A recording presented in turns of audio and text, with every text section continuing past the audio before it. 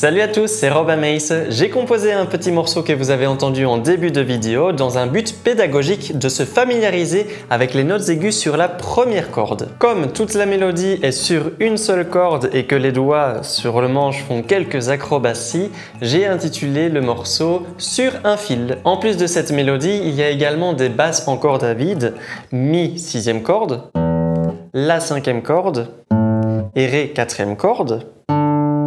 Cela n'influencera donc pas les doigtés de la main sur le manche. D'ailleurs, n'hésitez pas à vous pencher dans un premier temps uniquement sur la mélodie pour faciliter l'apprentissage et une fois que vous maîtrisez la mélodie, vous pourrez ajouter les basses. Je vais vous proposer de vite réviser les notes aiguës qu'on rencontre sur la première corde dans ce morceau. On a bien entendu le Mi, première corde à vide.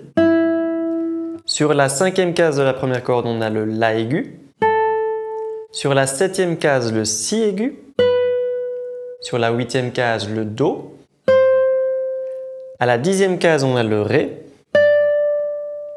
À la 12e case, on obtient le Mi aigu. Et à la 13e case, on a un Fa aigu. Dans les mesures 8 et 24, on rencontre également un Sol dièse qui sera joué à la 4e case.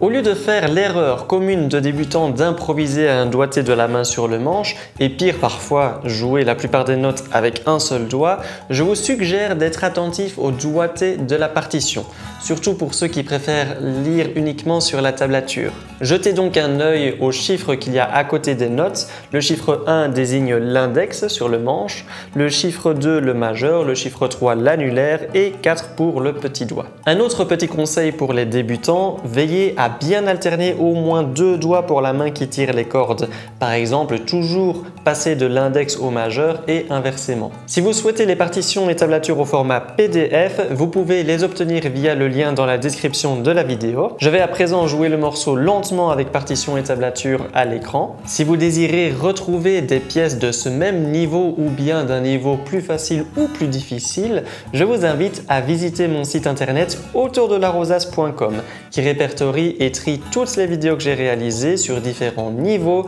ou différentes thématiques. Petit pouce en l'air si vous avez aimé le tutoriel, abonnez-vous pour suivre le contenu de la chaîne et on se voit dans une prochaine vidéo. Ciao!